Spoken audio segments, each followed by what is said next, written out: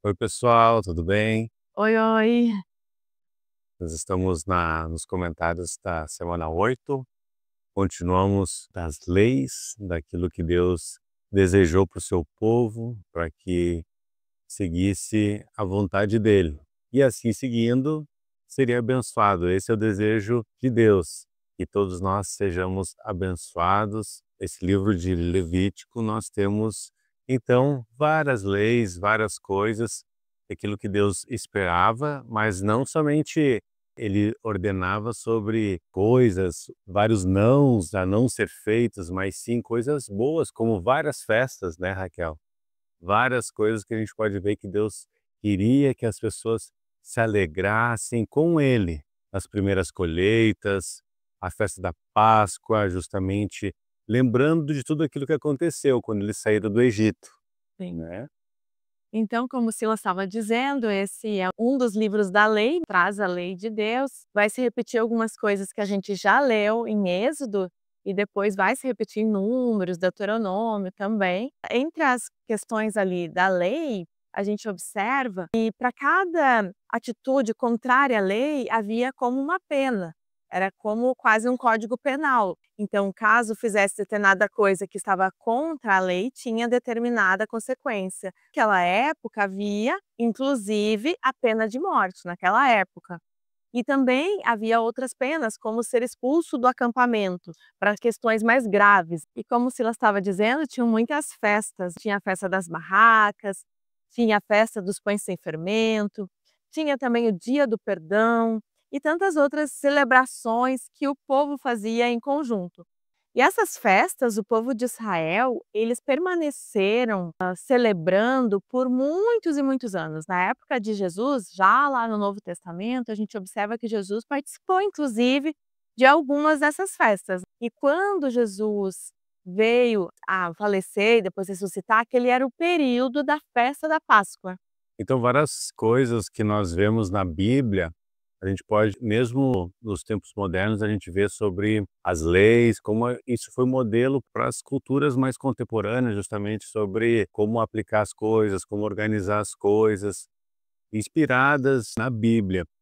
E também a gente vê aí, podemos dizer, então, essas festas como aquilo que Deus desejava como descanso para o povo. Então, os sábados, né, ele também instituiu o sábado para o povo descansar, mas também essas leis em relação às festas, elas são os feriados nacionais.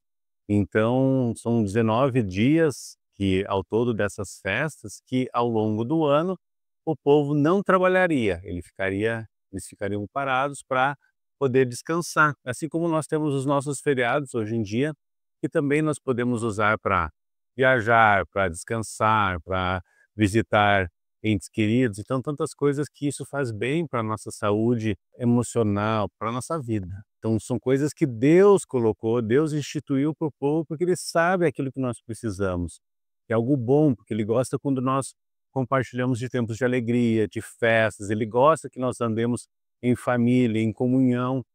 O propósito de Deus sempre é que as pessoas estejam reunidas, e principalmente reunidas para se alegrar, reunidas para agradecer a Ele. Então essas festas são para lembrar de tudo o que aconteceu, são coisas para agradecer, como as festas da colheita, então as primícias, ou seja, os primeiros frutos, aquilo que é o melhor, agradecer a Deus, então entregar essa primeira festa, depois vem a festa da colheita, onde realmente, depois de um tempo, seria uma festa maior. Tudo isso Deus colocou para que as pessoas pudessem ter essa oportunidade de agradecer e ficar em comunhão com outras pessoas e assim com Deus também. Nos dias de hoje, uma dessas festas, o Pentecostes, que foi instituído nessa época, é muito conhecido já lá no Novo Testamento, no livro de Atos, quando Jesus havia então sido crucificado, ele ressuscitou e quando antes de ele ir ao céu, ele disse que enviaria aquele que estaria conosco todos os dias,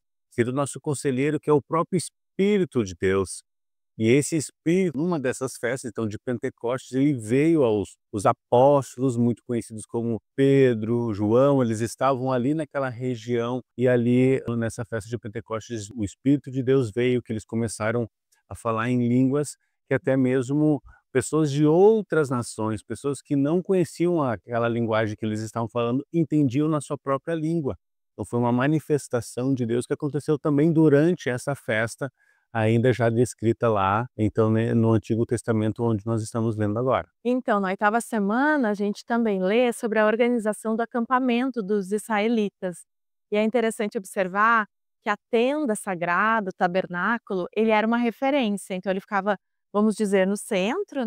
A partir dele era definido a localização de cada tribo. Então, a tribo tal ficava para o lado leste, a outra para o lado oeste, a outra para o lado norte. Então, tinha uma organização das famílias e cada família tinha a sua bandeira. Então, vai caracterizando cada família, cada tribo dentro daquele espaço do acampamento israelita. Outra coisa interessante é que naquele período foi feito um censo para a contagem das pessoas que ali habitavam. E tinha uma parte específica para contabilizar os rapazes em idade militar, vamos dizer assim, idade que poderiam estar em condições de guerrear. Seria a partir dos 20 anos. E eles fizeram uma contagem e tinha um número muito grande desses homens e foram todos alistados. Isso a gente percebe que até hoje é feito, né? É algo que se reproduziu e que até hoje permanece sendo feito. Os jovens, então, a partir de 18 anos, são contabilizados em cada cidade e são treinados para o exército, quando necessário.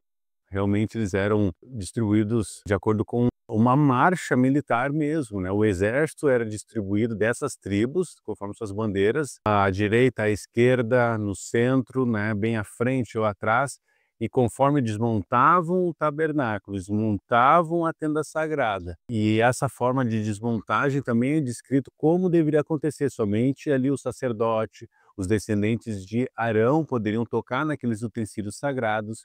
E depois de eles terem feito essa, até descreve na Raquel, por exemplo, ali a cortina ali do tendo, encobrindo Arcas ali. ali a arca, e depois mais um tecido azul, mais um outro tecido fino, para depois de tudo aquilo bem organizado, uma parte dos levitas iriam carregar a arca, por exemplo.